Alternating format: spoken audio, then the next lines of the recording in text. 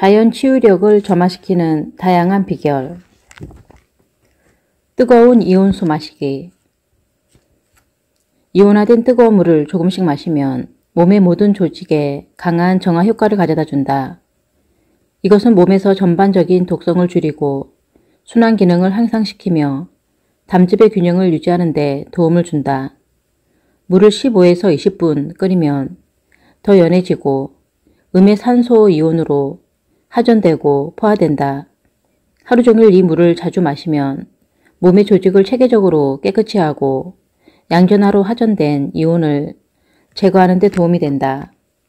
대부분의 독소와 노폐물은 양전하를 띠기 때문에 기본적으로 음전하를 띠고 있는 몸에 자연스럽게 달라붙는 경향이 있다. 음의 산소 이온이 섭취한 물과 함께 체내에 들어오면서 양으로 충전된 독성 물질에 달라붙는다. 그리고 노폐물과 독소를 중화시켜 체내에서 쉽게 제거할 수 있는 유동체로 변한다. 처음 며칠 동안 혹은 심지어 몇 주 동안 여러분의 신체 조직을 이런 식으로 청소하는 동안 당신의 혀는 흰색이나 노란색으로 물들 수도 있는데 이는 신체가 많은 유독성 폐기물을 치우고 있다는 것을 뜻한다. 체중이 과다한 경우 이 정화 방법은 일반적으로 갑작스러운 체중 감소에 따르는 부작용 없이 짧은 시간에 많은 체내 노폐물을 제거할 수 있다. 물을 15에서 20분 끓인 뒤 보온병에 붓는다. 스테인리스 스틸로 만든 보온병이 좋다. 보온병은 하루 종일 물을 뜨겁게 하고 이온화를 유지시킨다. 하루 종일 30분마다 한두 모금씩 차를 마실 때처럼 뜨겁게 마신다. 몸이 좋지 않거나 해독이 필요하거나 피를 맑게 유지하기를 원하거나 단순히 더 활기차고 깨끗하게 느끼고 싶을 때 언제든 이 방법을 사용할 수 있다. 어떤 사람들은 3에서 4주 기간을 정해 이온화된 물을 마시고 어떤 사람들은 항상 이 물을 마신다. 산소 이온은 끓는 물에 부글부글 끓는 솥가를 통해 생성되는데 폭포에서 물이 떨어지거나 바닷가에 부딪혀 부서지는 것과 유사하다. 물은 보온병에서 최대 12시간 동안 혹은 뜨거운 상태로 유지되는 한 이온화 상태를 유지할 수 있다. 하루 동안 이온화된 물을 마시기 위해 끓여야 하는 물의 총량은 560에서 680g 정도다. 특별히 준비된 이 물은 정상적인 식수를 대신해서는 안 된다. 이온화된 물은 보통의 물처럼 세포에 수분을 공급하지 않는다. 몸은 이것을 오로지 조직을 깨끗이 하기 위해 사용한다. 몸에서 독성, 금속, 화학물질 제거하기, 금속 충전제, 뚝딱거리는 시한폭탄. 금속 치과용품은 체내의 지속적인 중독과 알레르기 반응의 원인이다. 공기와 습기의 농도가 높은 입에서는 모든 금속이 시간에 따라 부식된다. 특히 아말감 충전제는 유해한 금속물 중에서도 매우 독성이 강한 수은을 함유하고 있다. 수은은 충전물의 50%를 차지한다. 수은의 증기는 들숨을 통해 폐로 유입되며 음식을 먹고 마실 때 소화기관으로 들어간다. 이것이 피와 림프에게 들어가면 신경계를 비롯한 몸에 큰 손상을 입힐 수 있다. 최근 연구진은 치아에 금속성 충전물을 넣은 사람들의 입에서 끊임없이 수은 증기가 빠져나오는 모습을 담은 특수 영상을 제작했다. 독일에서는 1990년대 중반에 통과된 연방법으로 치과 의사들이 환자에게 수은을 주입하는 것을 금지하고 있다. 같은 이유로 대부분의 북유럽 국가는 아말감 사용을 제한했으며 그 중에서도 스웨덴, 스페인, 오스트리아, 덴마크는 2000년에 이 제품을 금지했다. 아말감 화합물은 독성이 강해 치과 의사들조차 아말감을 맨손으로 만지지 말고 여분의 아말감은 밀폐 용기에 보관하라는 지시를 받는다. 아말감을 만지는 것이 그토록 위험하다면 하루 24시간 1년 내내 입안에 넣고 있거나 수은이 함유된 독감 백신을 혈액에 투입하는 것은 분명 위험하다. 세계보건기구는 아말감 충전재에서 흡수되는 수은이 환경과 식품으로부터 흡수되는 수은보다 최대 10배 이상 많다는 보고서를 발표했다. 다발성 경화증과 알츠하이머병 환자의 내내 수은 수치가 정상인보다 최대 10배 이상 높다는 점은 주목할 만하다. 수은 중독에 가장 취약한 사람은 임신부의 뱃속에서 자라는 태아가 아닐까 싶다. 태아는 산모보다 더 많은 수은을 축적하며 그 양은 산모의 아말감으로 채운 치아수에 정비례한다. 금속 충전재에 의해 수은은 다른 유독성 금속이 체내 지속적으로 유입되면 특히 간, 신장, 폐, 뇌에 영향을 미친다. 예를 들어 틀니에서 분홍색을 내는 데 쓰이는 카드뮴은 낮보다 5배나 독성이 강하다. 혈압을 비정상 수준으로 올리는 데는 이 금속이 많이 필요하지도 않다. 그러나 입안의 치아 충전재 때문에 심장질환이 발생한다는 것을 알고 있는 사람이 얼마나 될까? 순 아말감 충전재에서도 발견되는 탈륨은 다리 통증과 하반신 마비를 일으킨다. 탈륨은 신경계, 피부, 심혈관 계통에 영향을 미친다.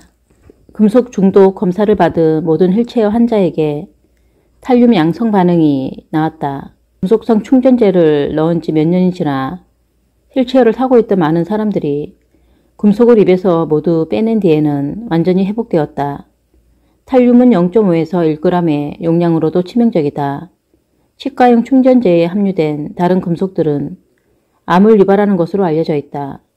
여기에는 골드 브라운, 교정기, 어린이용 크라운에 쓰이는 니켈이 포함된다. 또한 크롬은 극도의 발암성이 있다. 모든 금속은 부식되고 몸은 그것을 흡수한다. 유방암을 가진 여성의 가슴에는 그렇게 녹아든 많은 양의 금속이 모여있다. 입안의 금속들이 제거되면 그것들 또한 가슴을 떠날 것이고 금속으로 인해 생긴 낭종은 저절로 움츠러들고 사라질 것이다. 질염은 금속 충전재 제거 후 빠르게 개선되는 경우가 많다. 어떤 사람들은 코막힘과 축농증뿐만 아니라 전립선 질환이 완화됐다고 보고하기도 한다. 도자기 역시 독성이 있을 수 있다. 도자기에는 산화 알루미늄과 다른 금속이 첨가되어 있다. 신체의 면역 체계는 자연스럽게 체내에 존재하는 독성 금속에 반응하여 결국 기울림, 복합분비성 팽창, 부기, 비장비대증, 관절염, 두통, 편두통, 눈병, 그리고 마비나 심장마비 같은 더 심각한 합병증으로 나타날 수 있는 알레르기 반응을 일으킨다. 복합충전재, 금속 독성이 이 질환들의 유일한 원인은 아닐지라도 모든 금속 충전재를 합성물로 대체하는 것은 확실히 신체를 질병으로부터 보호하려는 당신의 면역 체계에 도움을 준다. 복합 충전재는 주로 비금속이다. 복합 충전재에는 다양한 재료가 쓰이지만 일부 금속이 존재할 수 있다. 일반 복합 충전재는 구멍이 큰 충치에는 적합하지 않다. 복합 충전재가 구멍이 큰 충치에 사용되면 지속시간이 5에서 6년 이하인 경향이 있다. 반면에 복합 충전재를 간접 충전재로 사용하면 큰 구멍에도 사용할 수 있다. 그것들은 심지어 골드 크라운 대신 사용될 수 있다. 복합 충전재는 진짜 치아처럼 보이고 금처럼 오래간다. 간접 충전재로 적절하게 선택한다면 복합 충전재는 알레르기를 덜 유발하고 독성이 없다. 복합 충전재는 새로운 제품인데다 금 충전재만큼 비싸기도 하지만 장기적으로 보면 많은 수고를 덜 수 있고 비용도 절약할 수 있다. 또한 충전재는 한 번에 한두 개씩 점차적으로 교체해야 한다. 잇몸과 치아 치유. 잇몸 질환 진단과 그것을 예측 가능한 해법은 로버트 나라 박사의 30년 이상의 조사 연구와 개인적인 임상 치료에 기초를 두고 있다. 나라 박사는 주사바늘, 칼, 약물, 드릴, 발치, 그리고 가짜 치아로 질병의 결과물을 치료하는 것보다 사람들이 치아와 잇몸 질환을 피하도록 하는 데 전념하는 세계 유일의 단체인 오라메딕스 인터내셔널의 설립자다. 나라 박사의 해결책은 간단하고 효과적이며 매우 설득력이 있다. 그는 미국 선조들이 음식을 보존하고 박테리아를 줄이기 위해 브라인을 사용했다고 말한다. 염수의 세균 제거 작용도 잇몸의 감염을 막는 데 이용될 수 있다. 수백만 명이 구강 종기, 잇몸 염증 등을 치료하기 위해 따뜻한 소금물로 입안을 헹구는 방법을 사용해왔다. 따뜻한 소금물은 잇몸 조직에 과도한 유독성 액체를 끌어내는데 도움을 주어 부기를 줄이고 모든 통증을 없애며 유해한 박테리아를 죽인다. 이는 잇몸을 치유하고 치아를 건강하게 유지시켜준다. 구강 세정기에 사용하면 따뜻한 소금물이 모든 잇몸 선 틈새와 치주 주머니에 도달하는데 이는 잇몸 질환과 충치 치료에 중요하다. 나라 박사는 양치질과 치실이 잇몸 질환을 멈추기에는 충분하지 않다고 말한다. 그래서 치과 의사의 표준적인 조언을 따랐던 많은 사람들이 여전히 잇몸 질환을 앓고 있다. 사람들은 플라크 때문에 잇몸 질환이 생긴다고 믿고 있다.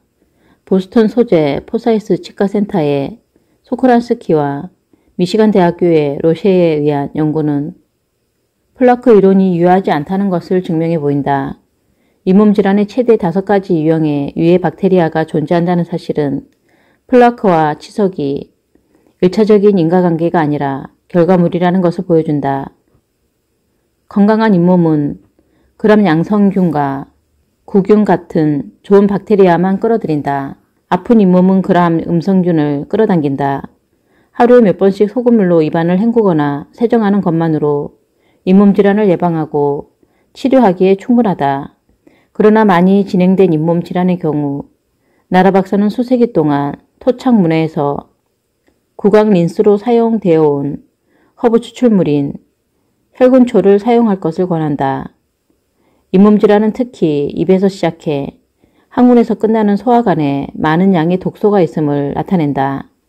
앞에서 제시한 방법대로 입안을 헹구는 것 외에 좋지 않은 식습관, 탈수, 불규칙한 생활 방식, 폐색된 간과 장내, 정서적 스트레스 등의 근본적인 원인을 해결하는 것도 중요하다. 놀라운 치유식품. 히포크라테스는 음식이야말로 가장 좋은 약이라고 말한 최초의 의사였다. 음식이 영양을 공급하여 건강하고 강한 몸을 만들어낼 수 있다면 몸이 아플 때 치유할 수도 있다는 것은 명백한 사실이다. 자연 재배식품에 대한 연구는 가장 편견이 좁고 가장 진실한 것이다. 왜냐하면 이미 모든 사람들이 쉽게 활용할 수 있는 이러한 발견을 이용하여 이익을 보거나 판매할 수 있는 제약회사나 가공식품 산업이 있을 수 없기 때문이다. 나는 여기에 수백 가지의 놀라운 치유 특성을 가진 식품들 중 몇 가지만 열거했다. 대자연이 만든 음식을 충분히 먹지 않아 사람은 조만간 병에 걸리기 쉬운 몸이 될 것이다. 반면에 대자연의 음식을 먹으면 당신은 처음부터 병에 걸리지 않을 수도 있다. 그러나 만약 당신이 지금 아프다면 당신의 병에 대한 진정한 치료법을 찾는데 음식이 여전히 당신이 살 수 있는 최고의 약이라는 사실을 발견할지도 모른다. 브로콜리의 항암 속성. 존스 홉킨스 대학교의 연구원들에 따르면 소량의 신선한 브로콜리 싹은 시장에서 판매되는 다량의 성숙한 채소만큼 많은 항암 효과가 있다고 한다. 예를 들어 대장암에 걸릴 위험을 50% 줄이기 위해서는 일주일에 약 900g의 다 자란 브로콜리를 먹어야 한다. 물론 가능하겠지만 브로콜리 싹 5g에는 다 자란 브로콜리 150g에서 발견되는 양의 글루코라파닌 복합체가 함유되어 있다. 활성 복합체는 설포라판의 전구체로 암을 유발하는 화학물질로부터 분자 손상을 막는 세포 효소를 증가시키는 것이 동물 연구에서 입증되었다. 다른 십자화과 채소들과 같이 브로콜리는 몸에서 에스트로겐을 제거하는 속도를 높여 유방암을 억제하는 데 도움을 준다. 또한 항바이러스, 항우울제 역할도 하며 인슐린과 혈당을 조절하는 크롬의 주요 공급원이기도 하다. 양배추, 로마인의 암치료제. 양배추는 고대 로마에서 암치료제로 추앙받았다. 오늘날 우리는 양배추의 암치료 효과가 수많은 항암물질과 항산화 화합물에서 나온다는 것을 알고 있다. 양배추는 유방암을 막고 대장암의 시작인 용종의 성장을 억제하는 데 도움이 되는 에스트로겐의 신진대사를 가속화한다. 연구에 따르면 일주일에 한 번 이상 양배추를 먹으면 남성의 대장암 확률이 66%나 감소한다고 한다. 하루에 2테이블 스푼의 조리된 양배추가 위암으로부터 피실험자를 보호했다. 양배추는 또한 강력한 항우울제 화합물을 함유하고 있다. 양배추즙이 궤양을 치료하는 데 도움을 준다는 사실은 이미 밝혀진 바 있다. 양배추는 항균성, 항바이러스성까지 가지고 있다. 붉은 양배추는 흰 양배추보다 섬유질이 2배나 많다. 양배추는 혈중 콜레스테롤의 균형을 잡아주는 효과로도 알려져 있다. 콜리플라워와 방울 양배추도 비슷한 이점이 있다. 미네랄이 풍부한 청경채는 고혈압 수치를 30 이상 낮추는 것으로 밝혀졌다. 간, 신장, 소화기관을 망치는 값비싼 처방전은 필요 없다. 위대한 당근. 당근은 베타카로틴이 풍부한 공급원으로서 강력한 항암, 동맥보호, 면역 강화 및 감염 퇴치, 항산화제다. 최근의 연구는 하루에 당근 1개가 여성의 뇌졸중 발병률을 68%나 감소시켰다는 것을 보여주었다. 어떤 약도 당근에 비할 수 없다. 최근에 또 다른 연구에 따르면 베타카로틴 보충제는 전혀 효과가 없었다. 당신이 과거 흡연자였거나 현재의 흡연자라면 중간 크기의 당근 하나에 있는 베타카로틴이 폐암 위험을 반으로 줄인다. 당신의 눈 또한 매일 당근에 감사하게 될 것이다. 당근에 포함된 베타카로틴을 다량 섭취하면 퇴행성 눈병의 발병률을 크게 감소시킬 수 있다는 것이 밝혀졌다. 당근은 가슴 통증에도 도움이 된다. 당근의 풍부한 수용성 섬유소는 혈중 콜레스테롤의 균형을 맞춰준다. 당근을 조리하면 신체가 베타카로틴을 쉽게 흡수하는 것으로 나타났다. 샐러리, 비아그라보다 낫다. 샐러리는 혈압을 정상으로 유지하는 최고의 음식 중 하나로 오랫동안 알려져 왔다. 샐러리는 대부분의 강력한 약처럼 혈관을 확장시키지만 부작용은 없다. 이 흔한 음식이 비아그라나 다른 성기능 강화 약물보다 훨씬 효과적이라고 누가 생각이나 했을까? 정력제로 알려진 음식에 대한 연구에 따르면 샐러리는 지구상에서 가장 섹시한 물질이다. 전혀 그럴 것 같지 않은 이 후보는 이상적인 양의 비타민 E, 마그네슘, 니아신, 칼륨, 아연을 결합했는데 이는 최적의 성기능을 위해 필요한 것이다. 그리고 효과가 더욱 좋다. 샐러리는 천연 아미노산인 아르기닌을 함유하고 있는데 아르기닌은 비아그라처럼 혈관을 확장시킨다. 하지만 아르기닌은 비아그라와 달리 음핵으로 가는 혈류를 증가시키고 여성 성기의 반응성을 높인다. 샐러리에는 다른 이점도 있다. 샐러리에 함유되어 있는 아세틸렌 성분은 암세포의 성장을 멈추는 것으로 밝혀졌다. 샐러리는 유기나트륨의 탁월한 공급원으로 인체의 전해질 균형을 유지하도록 도와준다.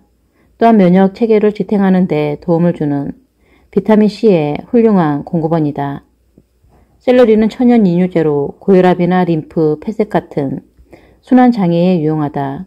중국의 의사들은 혈압을 안정적으로 낮추기 위해 오랫동안 샐러리를 사용해왔다. 이제 과학자들은 왜 그것이 그토록 잘 작동하는지 발견했다. 샐러리는 혈압을 조절하는 근육을 이완시키고 흐름을 개선하고 압력을 낮추는 독특한 오일을 함유하고 있다. 이틀에 한 번씩 몇 줄기의 샐러리 혹은 당근과 합쳐진 샐러리 주스를 먹는 것만으로 이 마법이 실행된다. 아보카도, 맛있는 슈퍼 과일. 아보카도는 영양분이 가득한 과일이다. 특히 비타민 A가 풍부하며 비타민 B, 엽산, 칼슘, 철분, 9가지 필수 아미노산, 칼륨 등이 많이 함유되어 있다. 아보카도는 순환을 돕고 콜레스테롤을 낮추며 혈관을 확장시킨다.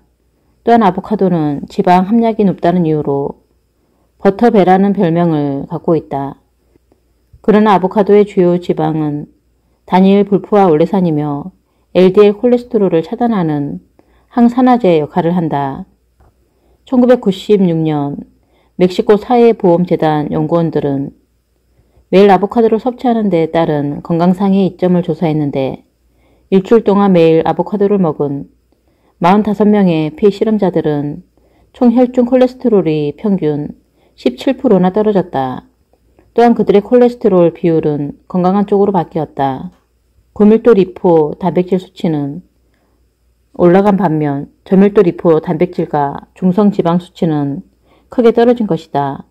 아보카도는 또한 인간을 대상으로 한 16개의 연구에서 콜레스테롤을 감소시키는 것으로 밝혀진 베타 시토스테롤이 풍부하다. 베타 시토스테롤은 콜레스테롤 흡수를 방해하지만 부작용이 심각한 것으로 널리 사용되는 항콜레스테롤 처방약이다.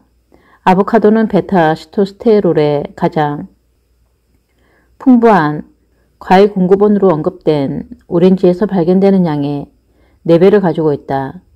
나는 매일 점심 샐러드에 아보카도를 넣어 20년 넘도록 먹어봤는데 아보카도가 가장 영양이 풍부한 음식 중 하나라는 것을 알게 되었다. 블루베리와 크림베리, 신장, 심장, 눈, 피부 보호. 요로감염은 주로 방광이나 신장의 벽에 붙어있는 박테리아에 의해 일어난다. 많은 과학적 연구들은 블루베리와 크림베리가 박테리아의 성장을 막거나 억제함으로써 요로감염을 퇴치하는 데 이롭다는 사실을 발견했다. 전통적으로 크림베리 주스는 방광 감염이나 요로감염을 1에서 2일 이내에 해소하는 것으로 알려져 있다. 하루에 3에서 4회, 매 식사 30분 전과 잠들기 직전에 60에서 90ml의 주스를 복용한다.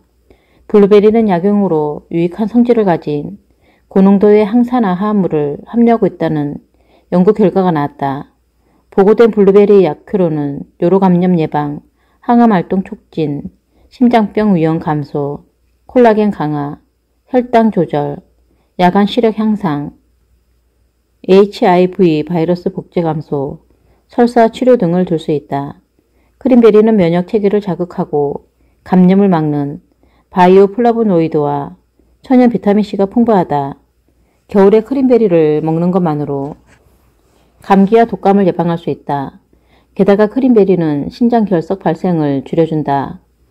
또한 천식 발작 동안 기관지 확장에도 도움을 주고 심지어 여드름 환자들에게도 유익하다. 뼈를 튼튼하게 하는 방울토마토. 미국 여성들 중 한 명은 70세가 되면 뼈가 약해져 고통스러운 골절을 겪을 것으로 보인다. 특히 엉덩이 골절은 치명적이다. 그러나 최근 한 연구는 일주일에 몇 번 90g짜리 양배추를 섭취함으로써 여성들의 고관절 골절 위험률 30%까지 줄일 수 있다는 것을 보여주었다. 더구나 양배추 속의 식물성 천연물질은 암을 포함한 질병으로부터 몸을 보호하기 위해 신체의 자연 방어 시스템의 활동을 강화한다. 과학자들은 방울 양배추와 다른 배추 속 식물에서 발견되는 강력한 식물성 천연물질인 셀포라판이 인체의 해독 효소를 증가시킨다는 것을 알아냈다. 방울 양배추는 섬유질과 엽산의 공급원이자 비타민C의 공급원이다.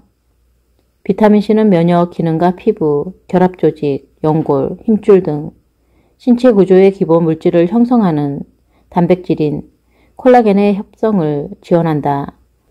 케일. 이 영양가 있는 채소는 많은 변이와 색상으로 나오는데 그중 녹색과 보라색이 가장 흔하다. 케일은 사람들이 장수하고 건강한 삶을 사는 아프리카 일부 지역에서 전형적인 전통 식단의 일부분을 차지하는 식재료다. 케일은 다양한 항암 화합물의 풍부한 공급원이다. 십자가 식물 중 하나인 케일은 에스트로겐을 조절하고 대장암을 퇴치하는 항암 성분이 있다. 시금치보다 베타카로틴이 더 많고 루테인은 2배 더 많아 알려진 식용식물 중 이들 성분이 가장 많다. 또한 케일은 항산화 비타민C도 풍부하다. 콜라드 그린과 다른 녹색잎 채소들도 비슷한 효능을 가지고 있다. 견과류. 견과류는 항암과 심장 보호 기능이 있다. 특히 아몬드와 호두는 콜레스테롤의 수치 균형을 유지하는 데 도움을 준다. 둘 다 고농도의 산화 방지 올레산과 단일 불포화 지방을 함유하고 있는데 이는 동맥을 손상으로부터 보호하는 것으로 알려진 올리브 오일과 유사하다. 그러나 아몬드가 더 귀중한 것 같다. 6개의 연구는 아몬드가 총 콜레스테롤과 LDL 콜레스테롤을 낮추고 심장질환 위험을 10% 감소시키는 놀라운 결과를 보여주었다. 하루에 아몬드 한 줌만 먹으면 된다. 아몬드는 몇 분 동안 끓인 물에 넣어 껍질을 벗기는 것이 가장 좋다. 아몬드를 하룻밤 물에 담그면 소화가 잘 된다. 견과류는 일반적으로 항산화 비타민 E가 풍부하여 가슴 통증과 동맥 손상을 예방한다. 셀레늄이 풍부한 브라질 너트는 심장병과 암 발병률을 낮춘다. 호두는 항산화제 및 암 억제제인 엘라그산 외에 오메가3형 오일도 함유하고 있다. 코코넛 오일, 열대의 선물. 버진 코코넛 오일은 입증된 항바이러스 및 향균제인 라우르산이 풍부하다. 라우르산은 현재 에이즈 치료에 사용되고 있다. 라우르산은 인간의 모유에서도 발견되는데 이것이 코코넛 밀크를 우유로 만든 영아용 조제식의 훌륭한 대안으로 만들어준다. 실제로 코코넛 밀크는 모유를 구할 수 없을 때 아이들을 키우기 위해 열대의 지방에서 사용되어 왔다. 맛 좋은 코코넛 오일은 입맛을 만족시킬 뿐만 아니라 묵은 배설물을 부드럽게 풀어 불쾌한 증상 없이 배출할 수 있도록 도와서 대장을 깨끗하게 해준다. 그리고 체내에서 강한 알칼리 효과가 있어 모든 질병 가정에 기여한다. 또한 열대의 선물인 코코넛 오일에는 HDL 콜레스테롤 수치를 높이는 물질이 있어 심장마비의 위험을 낮춰준다. 코코넛 오일은 또한 지방 퇴적물에 갇힌 독소를 용해하고 제거하여 결과적으로 지방 축적이 이루어지지 않도록 만든다. 이것은 왜 코코넛 오일이 날씬한 근육을 만드는데 도움이 되는지를 설명해준다. 코코넛 오일은 약하고 손상된 소화기관에서도 쉽게 소화된다. 담즙의 도움 없이 소화시킬 수 있는 유일한 기름으로 담낭을 제거한 사람에게 유익하다. 코코넛 오일은 크론병과 과민성 대장 증후군 같은 대부분의 소화 장애를 돕는다. 이 오일은 세포막을 통과하기 위해 어떤 효소나 이동체도 필요가 없다. 일단 세포 내부에 도달하면 바로 에너지로 쓰인다. 세포는 코코넛을 쉽게 구할 수 있는 에너지원으로 만든다. 코코넛 오일은 특히 어린이와 노인에게 유용하다. 가장 건강하고 안전한 오일이라 할 수 있다. 대부분의 오일과 달리 코코넛 오일은 가열에도 산화되지 않는다. 이런 특징이 코코넛 오일을 이상적인 식용유로 만든다. 평균적인 성인은 하루 식단에 약 3.5 테이블 스푼의 코코넛 오일을 섭취할 수 있다. 이렇게 해도 당신을 뚱뚱하게 만들지 않는다. 단, 효모분해 효소가 당신에게 어떤 영향을 미치는지 알 때까지 적은 용량으로 시작하라. 코코넛 오일을 섭취하는 것 말고도 피부에 바르면 햇빛에 타는 것, 건조, 찰가상, 그리고 해로운 세균으로부터 보호해준다. 정제되지 않은 소금의 기적.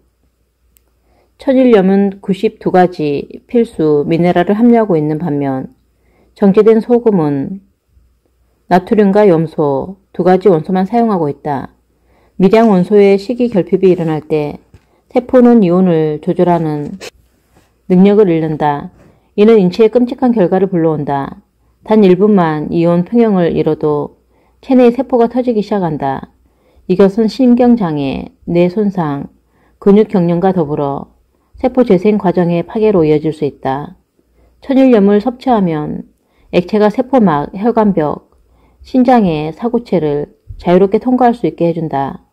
혈액 속의 자연적인 염분 농도가 높아질 때마다 소금은 이웃 조직의 액체와 쉽게 결합된다. 이것은 결국 세포가 농축된 세포 내 액으로 더 많은 영양분을 얻어낼 수 있게 해준다. 또한 건강한 신장은 이러한 염류 용액을 문제없이 제거하므로 체내의 유체 농도를 균형 있게 유지하는 데 필수적이다. 그러나 정제된 소금은 신체에 큰 위험을 줄 수 있다. 정제된 소금은 액체와 미네랄이 자유롭게 교차하는 것을 방해하고 유체가 축적되어 관절, 림프관과 림프절, 신장에 정체된다. 상업용 소금의 탈수 효과는 담석 형성, 체중 증가, 고혈압, 그리고 다른 건강상의 문제를 야기할 수 있다. 신체는 탄수화물을 제대로 소화하기 위해 소금을 필요로 한다. 천연 소금이 있을 때 침과 위, 분비물은 탄수화물 음식의 섬유질 부분을 분해할 수 있다. 소금은 용해되고 이온화된 형태로 소화작용을 촉진하고 위장관을 소독한다. 상업용으로 생산된 식탁용 소금은 정반대 효과가 있다. 소금 제조업자들은 소비자의 편의를 위해 소금이 수분을 재흡수하지 못하도록 소금에 건조제, 표백제 등의 화학물질을 첨가한다. 이 같은 처리를 거친 소금은 더 이상 인간의 체액과 섞이거나 결합할 수 없다. 이것은 신체의 가장 기본적인 화학적 균형과 대사작용을 약화시킨다. 수분 정체와 신장 및 혈압 문제는 정제된 소금 섭취의 가장 명백한 결과물이다. 정제된 소금은 수천 가지의 다른 제조식품에 첨가된다. 미국 인구의 약 50%가 수분 정체로 고통받고 있다. 다량의 정제된 소금 섭취는 그에 대한 책임이 크다. 소금이 상업적으로 생산되기 전까지는 자연에서 수확되는 소금이 금보다 더 귀중했다. 소금은 켈트족 사이에서 주요한 신체적 정신적 장애, 심각한 화상, 그리고 다른 질병들을 치료하는 데 사용되었다. 그 결과 천일염은 면역반응, 알레르기, 기타 많은 건강 문제들을 유발하는 장애인 전해질 불균형을 제거한다는 것을 알게 되었다. 최근 들어 소금이 나쁜 평판을 받는 바람에 사람들은 콜레스테롤과 햇빛을 두려워하듯이 소금을 두려워하는 법을 배웠다. 많은 의사들이 환자들에게 나트륨이 풍부한 음식을 멀리하라고 경고한다. 하지만 소금 없는 삶을 산다는 것은 당신이 미네랄과 미량 원소 결핍에 위험에 노출되며 수많은 관련 합병증을 겪으리라는 것을 의미한다. 정제되지 않은 소금 섭취는 전해질 균형을 해치지 않고 염분에 대한 신체 욕구를 충족시킨다. 그러나 정제된 소금은 몸에 해롭다. 담석을 비롯한 수많은 건강 문제를 일으킨다. 몸이 제대로 소화, 동화, 활용할 수 있는 유일한 소금은 정제되지 않고 가공되지 않은 천일염 또는 암염이다. 소금이 몸에 유용하려면 음식물, 즉 과일, 채소, 곡물, 콩류의 수분이 소금을 녹일 수 있어야 한다. 소금이 건조 상태에서 사용되면 비이온성 형태로 체내에 들어가 갈증을 일으킨다. 이것은 몸에서 제대로 동화되어 활용되지 않기 때문에 더 큰 해를 끼친다. 소량의 물에 소금을 약간 녹여 과일이나 조리되지 않은 다른 음식에 첨가할 수 있다. 이 소금물은 몸에서 산을 제거하는 동시에 음식물의 소화를 촉진한다. 식수에 소금을 약간 넣으면 알칼리성이 생성되어 중요한 미네랄과 미량 원소를 얻을 수 있다. 체내에서 진짜 소금의 중요한 기능. 물과 연계해 불규칙한 심장 발동을 안정시키고 혈압을 조절한다. 치유의 당류. 감염을 일으키는 세균을 파괴하지 않고도 실제로 감염을 끝낼 수 있는 당은 다음과 같다. 프락토올리고당. 프락토올리고당은 과일, 채소, 곡물에서 자연적으로 발견되는 탄수화물로 구성된 과당류의 농축 사슬이다. 프락토올리고당은 수년 동안 일본에서 인기 있는 보충제였으며 서구에서는 프리바이오틱스 효과로 높이 평가받고 있다. 프리바이오틱스는 비피더스균이나 유산균 등 장내에 자연적으로 서식하는 유익한 박테리아를 위한 장내 영양소 역할을 한다. 따라서 프락토올리고당은 이러한 박테리아가 적절한 소화를 지원하는 능력을 촉진한다. 프락토올리고당이 장내 세균에 미치는 건강상 효과로 이득을 보는 이들 중에는 항생제를 사용한 사람들, 몇 달이나 몇 년 동안 형편없는 식사를 한 사람들, 여행자 설사에 위험이 있는 외국 방문자들, 그리고 끊임없이 스트레스를 받는 사람들이 있다. 프락토올리고당은 소화를 돕는 것 외에도 혈당 변화를 방지하므로 당뇨병 환자들에게 도움이 된다. 또한 장, 혈액, 림프에서 독성 화합물이 형성되는 것을 제거하거나 예방함으로써 간에서 체내 독소를 없애는 데 일조한다.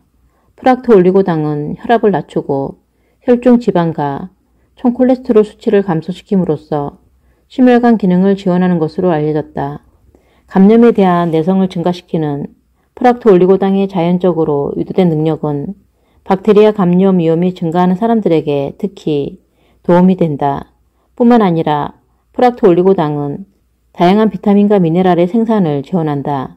동물 연구에 따르면 프락토올리고당은 장내 철분과 칼슘의 흡수를 촉진하여 빈혈과 골밀도 감소를 예방해 준다고 한다. 프락토올리고당은 약간 달콤한 백설탕과 같은 가루로 알약이나 캡슐 형태로 복용할 수 있다. 하지만 너무 많이 섭취하면 장내 가스가 찰 수도 있다. 충치를 억제하는 자일리톨. 설탕처럼 생겼고 맛도 있지만 칼로리는 설탕의 40% 이하인 자일리톨은 자작나무와 그 밖에 단단한 나무, 씨앗, 아몬드 껍질, 옥수수 속대 등 섬유질 식물과 채소에서 발견되는 천연 탄수화물이다. 인체는 정상적인 신진대사를 하는 동안 소량의 자일리톨을 생산한다. 여러 연구를 통해 자일리톨은 치석산을 중화시키고 충치를 일으키는 주 원인으로 꼽히는 플라크 생성 박테리아인 연쇄상구균 돌연변이의 성장을 억제함으로써 플라크와 충치를 최대 80%까지 감소시킨다는 사실이 밝혀졌다. 자일리톨은 치아 범낭질의 미네랄 공급을 돕는다. 임상시험에서도 자일리톨은 면역체계를 강화시키는 것으로 알려져 있으며 어린이에게서는 폐렴, 연쇄상구균의 성장을 억제하고 기의 염증과 축농증을 40% 감소시키는 것으로 나타났다. 이외에도 입냄새를 개선하고 치아 범낭질 손실을 지연시키며 입과 인두부의 감염을 감소시키고 구강 건조증을 완화시키는 역할도 한다. 자일리톨은 당뇨병 및 저혈당 환자들에게도 안전하다. 일본, 핀란드, 스칸디나비아 국가들에서 널리 애용되는 자일리톨은 소련에서는 당뇨병 환자를 위한 감미료로 수십 년간 사용되었고 독일에서는 정맥 주사용 영양제로 사용되었다. 지난 30년 동안 수행된 수많은 임상 및 현장 연구는 설탕과 인공 감미료의 건강한 대안으로 자일리톨의 안정성과 효능을 입증했다. 그래서 치과의사, 치주 전문의 그리고 전 세계의 의료 및 치아 전문가들이 추천하고 사용한다. 자일리톨은 껌, 캔디, 민트, 이쑤시개, 구강 세척액 등에 첨가된다. 미국에서 자일리톨은 특별한 식이요법을 위한 식품에 사용하는 직접 식품 첨가물로 승인되어 있다. 많은 사람들이 아침 식사용 시리얼에 혹은 빵을 구울 때 자일리톨을 사용한다. 소금을 이용한 다목적 치유. 조리용 냄비에 순수한 천일염 한 컵을 넣고 가스레인지 위에서 약한 불로 가열한다. 소금을 가열하는 동안 나무 주걱으로 부드럽게 계속 젓는다. 가열 온도는 낮게 유지해야 한다. 열은 소금 안에 있는 에너지 캡슐을 깨뜨려 에너지를 방출시킨다. 이 작업은 10분 정도 걸린다. 이때 불을 끄고 냄비를 내려 소금을 작은 유리 그릇에 담는다. 소금이 담긴 그릇에 물을 약간 붓고 5에서 10초간 젓는다. 욕조에 따뜻한 물을 채우고 물에 적신 소금을 넣는다. 목욕물을 채우고 당신 외에는 아무도 목욕물에 손대지 못하게 하라. 컵이나 그릇에 담긴 물에 소금을 조금 넣고 목욕하면서 쉽게 닿을 수 있도록 욕조 근처에 놓는다. 그런 다음 욕조에 들어가 30분 동안 몸을 담근다. 욕조 안에 있을 때는 긴장을 풀고 소금에서 나오는 에너지가 어떻게 당신을 포옹하고 세포, 원자, 기운, 마음 등으로 들어가는지 상상하면서 생각, 감정, 육체 등을 깨끗이 한다. 발과 목이 물에 잠기도록 한다. 조화를 이루지 못한 해로운 에너지가 당신의 몸에서 나오기 시작할 것이다. 어지럼증이나 통증을 느낄 수도 있지만 괜찮다. 그것들은 당신의 몸에서 나오는 것이다. 때때로 무겁고 불편할 수 있다. 이런 증상들이 일어날 것을 미리 대비하라. 언제든 무겁고 어두운 무언가가 당신에게서 나온다고 느낄 때는 이 느낌이나 감각이 지나갈 때까지 당신의 한 손을 옆에 둔 소금 잔 위에 놓아라. 잔의 소금이 이 에너지를 흡수할 것이다. 목욕이 끝나면 옆에 둔 소금물을 변기에 붓는다. 그릇을 씻고 욕조를 비워라. 욕조 전체가 깨끗하고 소금 잔유물이 없는지 확인한다. 이 치유 목욕은 필요할 때마다 반복해도 좋다. 다른 상황에서도 소금을 사용할 수 있다. 일을 하거나 많은 시간을 보내는 곳에 소금과 함께 접시나 작은 유리그릇을 보관하면 좋다. 소금은 부정적인 에너지를 흡수하기 때문에 매일 바꿔주어야 한다. 유리그릇을 덮지 마라. 원한다면 마음을 이용하여 소금 분자와 교감할 수 있고 가정이나 사무실 등에 존재할 수 있는 불협 화음을 흡수하도록 명령할 수도 있다.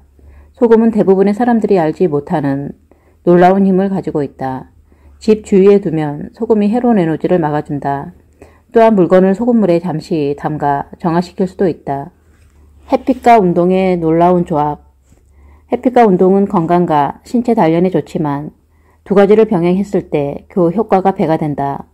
햇빛 요법만으로 치료를 받고 있는 결핵 환자들은 운동을 하지 않아도 지방이 거의 없이 근긴장도가 크게 증가한다. 규칙적인 피트니스 프로그램에 참가한 사람에게도 같은 일이 일어난다. 그러나 태양 노출과 운동을 병행하면 어느 한쪽만 할 때보다 근긴장도와 근력이 훨씬 증가한다. 따뜻한 모래사장에서 나체로 운동하는 옛 그리스의 관습은 건강한 근육질의 몸을 기르는 데 사용되었다. 보스턴 주립병원의 연구는 가슴이나 등이 햇빛에 노출될 때 자외선이 테스토스테론의 수치를 120% 증가시킨다는 것을 증명했다. 하지만 이 호르몬은 생식기 피부가 태양에 노출될 때 무려 200%나 증가한다. 규칙적인 일광욕은 남성의 모든 근육의 힘과 크기를 늘린다. 따라서 태양과 운동의 결합은 최적의 생식 능력을 가진 강하고 건강한 몸을 만들 때 제격이다. 이러한 연구 결과들을 고려할 때 신체 폐색과 더불어 지속적인 태양 노출 부족이 세계 도시인의 불임 문제가 증가되는 주요 원인일 수도 있다.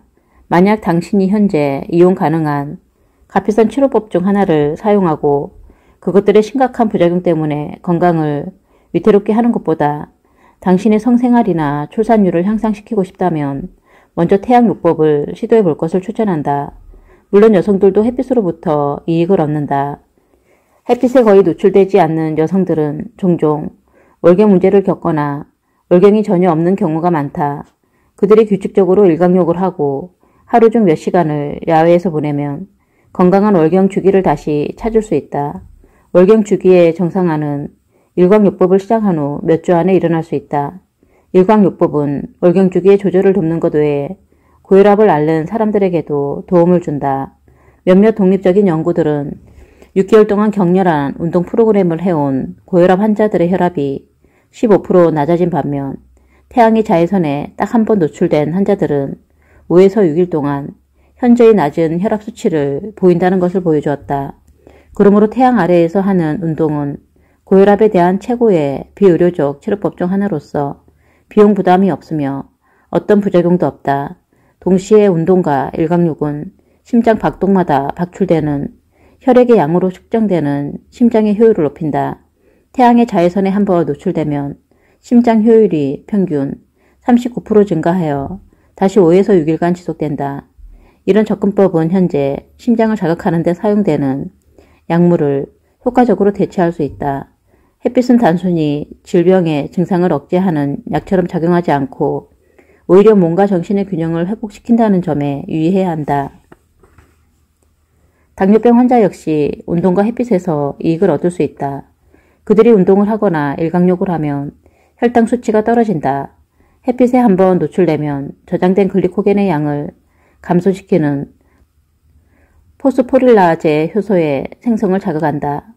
햇빛에 노출되고 2시간이 지나면 글리코겐을 합성하는 다른 효소가 조직 내 글리코겐의 저장량을 다시 늘리면서 혈당치를 낮춘다.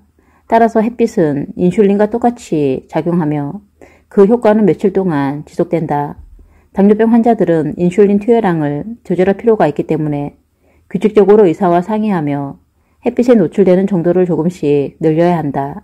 또한 햇빛과 운동 모두 스트레스 수준을 낮추는 데 좋은 영향을 미친다. 여기에는 초조, 불안, 정서적 불균형의 감소, 스트레스 내성, 자신감, 상상력, 창의력의 증가, 성격과 기분의 긍정적인 변화, 흡연과 알코올 중독 같은 건강하지 못한 습관들의 감소 등이 포함된다. 러시아의 연구는 또한 정기적으로 햇빛에 노출되었을 때 십이지장 궤양이 크게 개선된다는 것을 보여준다. 미국의 연구는 햇빛 노출이 건강 프로그램에 추가되었을 때 체력 검정으로 측정한 피실험자들의 신체 능력이 19% 향상된다는 사실을 발견한다.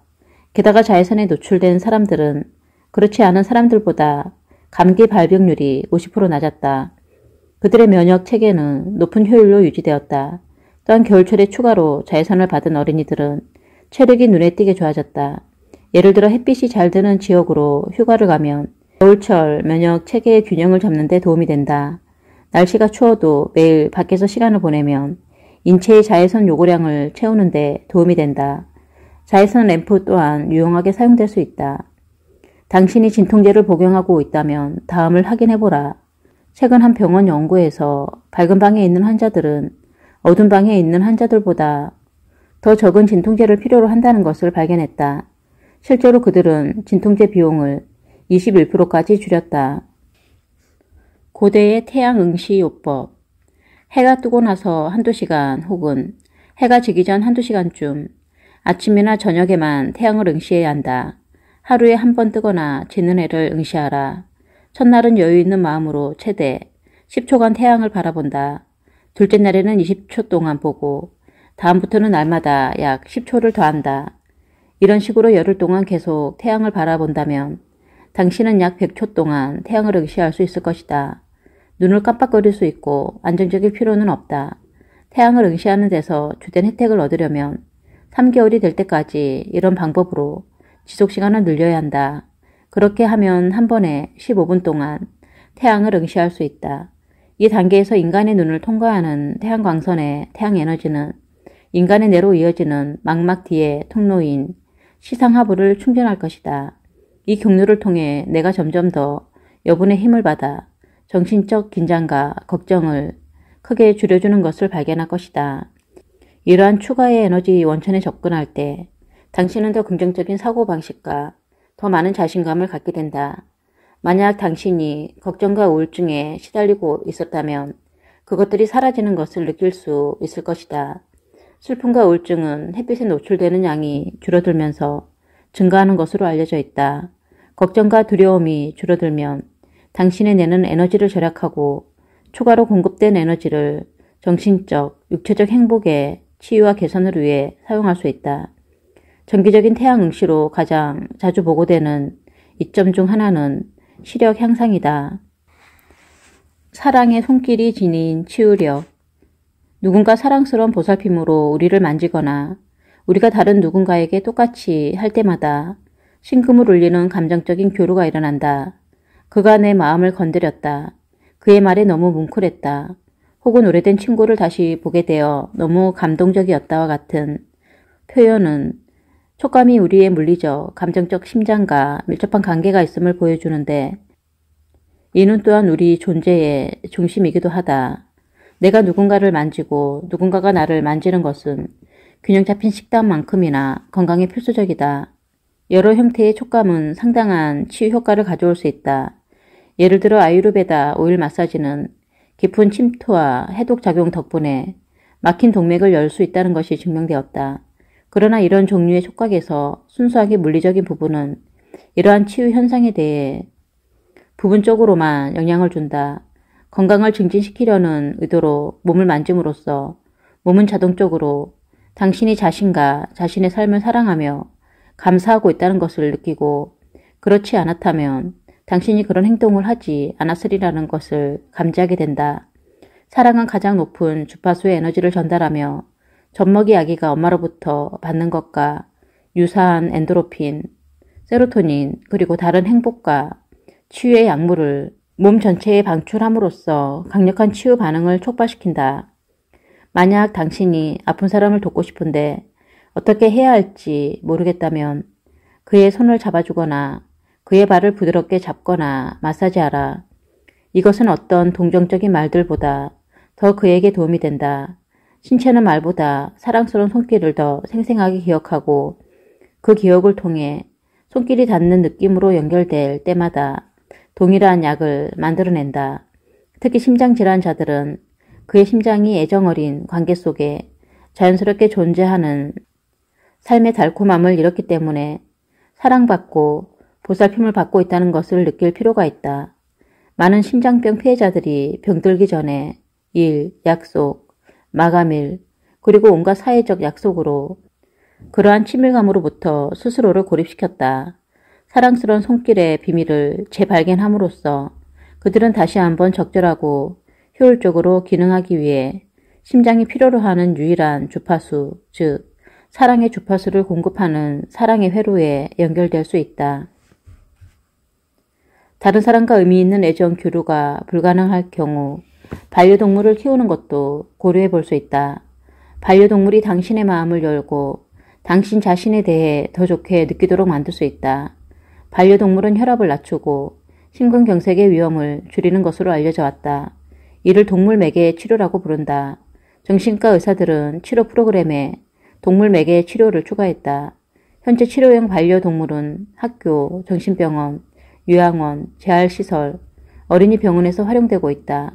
사랑의 손길은 마음을 열어준다. 그것은 아무것도 기대하지 않고 아낌없이 주는 손길이다. 그것은 기적을 만드는 손길이다.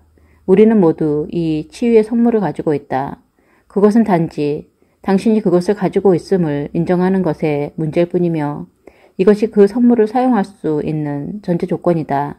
또한 이것은 당신을 진정으로 행복하게 해줄 몇 안 되는 선물 중 하나이므로 주저없이 당신의 손길을 자유롭게 내밀어라.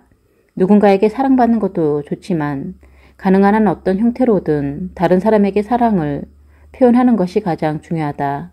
당신은 항상 당신의 친절함, 관대함, 정직함으로 누군가를 만질 수 있고 그로 인해 기분이 좋아질 수 있다. 이것은 당신의 마음을 연다.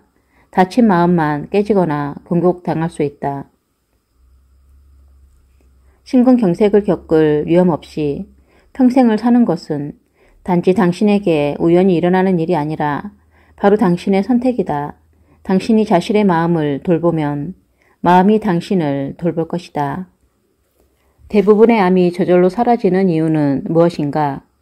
복잡한 암이든 단순한 코감기든 모든 독성의 위기는 정화 조치가 뒷받침될 때 신속한 회복으로 이어지는 치유 위기라고 할 수 있다. 그러나 증상 억제 조치로 방해될 경우 대개 오래가지 못하는 복구가 만성질환 상태로 변하기 쉽다. 불행히도 암 연구자들은 암에 대한 자연적인 치료법을 찾으려 하지 않는데 이는 그들이 그런 훈련을 받지 않은 데다 별다른 보상도 없기 때문이다. 설령 그들이 자연 치유에 대해 더듬거리며 말한다 해도 그것은 결코 공개되지 않을 것이다. 예일대학교 의대 종양학과 교수인 로즈 페이팩 박사는 암을 치료하지 않고 방치했을 때 어떻게 진행되는지 살펴볼 기회가 거의 없다고 지적한 바 있다. 암의 자연 완화 사례를 연구한 페이팩은 모든 사람이 이러한 질병을 볼 때 즉시 치료해야 한다는 압박을 느낀다 라고 말한다. 공포로 숨이 막히고 심한 경우에는 무서운 병에 대한 신속한 치료법을 찾는 것에 대해 편집증적인 태도를 취하면서 많은 사람들이 자신의 몸에 스스로를 치유할 기회를 주지 않고 대신 파괴할 필요가 없는 것을 파괴하는 쪽을 택한다. 이것은 현재 극소수의 암 환자들에서만 자연 완화가 일어나는 중요한 이유들 중 하나일 것이다. 한편 오랜 세월에 걸쳐 수많은 연구자들이 장티푸스, 혼수상태, 폐경, 폐렴, 수두, 심지어 출혈과 같은 다양한 질환들이 암의 자연적 완화를 유도할 수 있다고 보고했다. 그러나 이러한 완화가 암의 소멸과 어떤 관련이 있는지에 대한 공식 설명은 없다. 그것들은 과학적 근거가 없는 설명할 수 없는 현상이어서 더 이상의 암 연구에 이용되지 않는다. 결국 신체가 스스로 암을 치유하는 메커니즘을 밝히는 일에 관한 과학계의 관심은 거의 없다.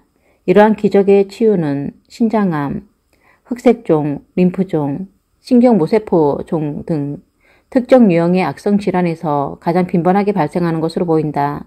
신체의 장기 대부분이 배출 기능을 가지고 있다는 점을 고려하면 간암, 신장암, 대장암, 폐암, 림프종, 피부암은 이러한 주요 장기와 배출 기관에 더 이상 지나친 독소가 쌓이지 않을 때 사라질 가능성이 더 높다는 것이 이치에 맞는다. 마찬가지로 온전한 방어 기능과 재생 기능을 갖춘 건강한 신체에서는 악성 종양이 생기지 않는다. 암은 암 성장을 촉진하는 특정 환경에서만 번성한다. 어떤 방법을 써서든 그런 환경을 정화하는 것이 암 생존에 관한 차이를 만들 수 있다. 폐렴이나 수두와 같은 독성 위기는 많은 양의 독소를 제거하고 세포들을 다시 자유롭게 호흡할 수 있도록 도와준다. 발열, 땀, 출혈, 점액 분비, 설사, 구토 등은 독소가 체외로 빠져나가는 추가의 배출구다. 독소를 분해하여 아무 방해 없이 제거하면 면역체계는 자연스럽게 힘을 얻는다. 체내의 전반적인 독성이 감소함에 따라 새로워진 면역 자극은 더 이상 신체의 생존에 관여할 역할이 없는 악성 종양을 제거하기에 충분하다. 달갑지 않은 수두, 폐렴, 발열 등이 실제로 사람의 생명을 구할 수 있는 신의 선물일 수도 있다. 그 선물을 거절했다가는 목숨을 잃을 수도 있다. 많은 사람들이 질병의 모든 단계를 거치지 않아 불필요하게 죽는다. 질병은 인체가 유독물질을 배출하기 위해 다양한 시도를 하는 것에 지나지 않는다. 질병의 증상을 치료할 때 그런 것처럼 이러한 독의 출구 경로를 차단하면 신체는 질식하고 중요한 기능이 정지될 수 있다. 자연의 원리에 어긋나는 면역 프로그램을 통해 어린이들의 질병을 억제하면 결국 아이들을 암 발병 위험에 빠뜨릴 수 있다. 수두, 홍역 및 기타 자연적인 자기 면역 프로그램은 어린이의 면역 체계가 심각한 독성 위기를 겪지 않고도 잠재적인 질병 유발 물질에 더 효율적으로 대응할 수 있도록 돕는다. 신체는 암을 일으키는 독소를 제거하는 치유 위기를 통해 자연 면역력을 얻는다. 제조된 예방접종이 직접적이든 간접적이든 암의 원인이 되는 것은 상관없다. 그러나 현대의 예방접종 프로그램은 신체가 잠재적으로 생명을 구할 수 있는 치유 위기를 발생시키는 것조차 방해한다는 점을 알아야 한다.